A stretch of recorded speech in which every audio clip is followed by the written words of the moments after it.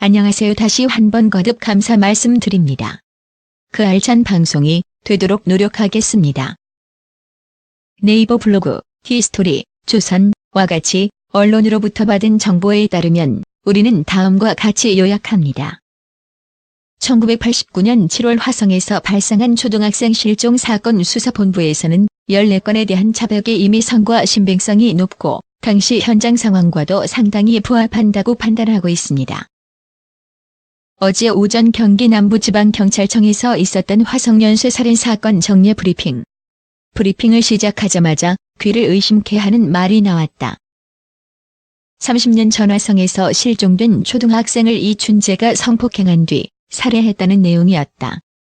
화성연쇄 살인 유력 용의자가 이춘재라는 사실이 알려진 이후부터 그에게 여죄가 있으리란 건 범죄 전문가들의 공통된 의견이었다. 실제 이 씨는 살인사건 14건을 자백했다. 범인이 잡혀 옥살이를 한 8차 사건까지 포함해 화성 사건 10건을 모두 자신이 저질렀다는 자백이었다. 관심은 나머지 4건에 쏠렸는데 초등생이 언급된 건 이번이 처음이었다. 그동안에는 여중생이 가장 어린 피해자였는데 그보다 어린 초등생에게도 마술을 뻗친 것이다. 초등 2학년생 하굣길의 실종. 화성 초등생 실종 사건은 1989년 7월 벌어졌다. 1989년 7월 18일자 경향신문 기사를 보면 화성시의 한 초등학교 2학년이던 김모양은 7월 7일 수업을 마치고 집으로 돌아오다 실종됐다.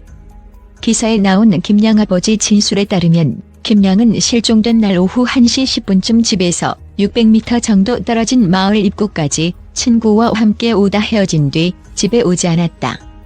같은 날 오후 3시 30분쯤 집에서 2km 떨어진 농협 앞 건널목에서 40대 후반 남성에게 끌려 길을 건너는 걸 학생들이 목격했다고 한다. 1990년 11월 18일 한겨레 신문 기사를 보면 김양의 옷과 책가방은 실종 5개월 후인 1989년 12월 태안읍 병점오리의 야산에서 발견됐다. 이곳은 화성 9차 사건 피해자 14살 김모양이 발견된 곳과 불과 30여 미터 떨어진 곳이다. 초등생의 소지품이 발견된 곳에서 11개월 후에 여중생이 발견되면서 초등생 실종과 화성연쇄 살인의 연관성이 제기됐다. 이춘재 주변 수사까지 했지만 당시 경찰도 화성 사건과의 연관성을 조사했고 이춘재도 일부 조사에 포함됐다. 이 씨는 화성 사건으로 3차례 경찰의 조사 대상이 된 기록이 있다. 경찰 관계자는 30년 전 이 씨 주변 수사를 했는데 용의점이 없어서 대면 조사는 이루어지지 않았다고 말했다. 당시 이춘재는 초등생 실종 2개월 만인 1989년 9월 수원에서 벌인 강도예비 범죄로 구속돼 수감 중이었다.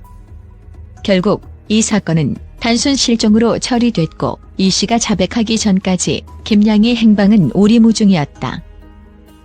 이춘재는 30년 만에 범행을 털어놓으면서 범행 장소를 그림으로 그려 표현하는 등 자세한 진술을 했다. 김양을 살해하고 유기한 장소도 진술했는데 이곳은 현재 도시개발로 모습이 크게 달라져서 경찰이 정확한 지점을 확인하고 있다.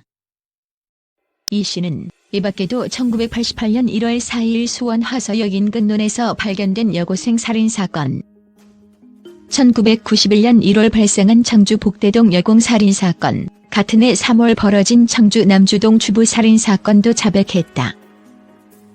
8년 동안 15명 살해 연령대 가리지 않아 이춘재의 자백이 모두 사실이라는 전제하에 이 씨가 무기수로 복역하게 된 저제 살인사건까지 합치면 이 씨가 저지른 살인은 모두 15건이다.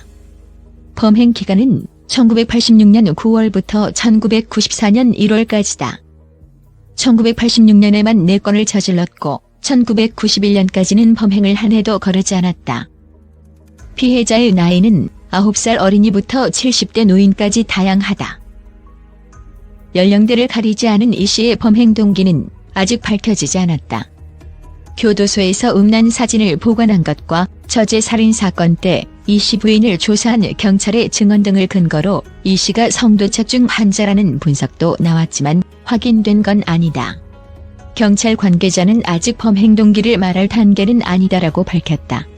이 씨 자백대로라면 1991년 4월 3일 화성 10차 사건 이후 1994년 1월 저재 살인 사건까지 2년 9개월 동안은 살인은 없었다. 이 시기에 이 씨는 결혼을 하고 출산을 한 걸로 알려졌다. 이 시기가 이른바 범행 냉각기일 가능성이 있다는 게 범죄 전문가 분석이다. 임준태 동국대 경찰행정학과 교수는 해외에서도 연쇄살인범들이 여자를 사귀는 기간에는 범행을 중단한 사례들이 꽤 있다며 결혼과 출산이 범죄를 중단할 이유가 될 수 있다고 말했다. 이 존재는 강호순, 유영철, 정남규 등 그동안 붙잡힌 연쇄살인범 가운데 범행 기간이 가장 길다. 30년이 지난 사건인데도 그의 잔혹함에 소름이 끼치는 이유다. DNA 분석법 등이 없었던 과학 수사의 한계와 CCTV를 찾아보기 어려웠던 치안 인프라의 한계가 장기간 범행을 가능케 한 요인이지만 이 존재를 3번이나 수사선상에 올리고도 놓쳤던 당시 경찰의 수사력도 아쉬운 대목이다. 현재 경찰은 30여 년 전 잘못을 씻기 위해 안간힘을 쓰고 있다. 경찰 관계자는 수사본부에서는 과거의 경찰관들의 잘못이라든지 어떠한 문제점이라든지 수사 과정에서 저희가 도출하는 모든 문제점에 대해서 한 점의 의혹도 없이 낱낱이 밝혀나갈 예정이라며 이번이 마지막 기회라고 생각하고 어떻게 해서든지 마침표를 찍고자 한다고 말했다.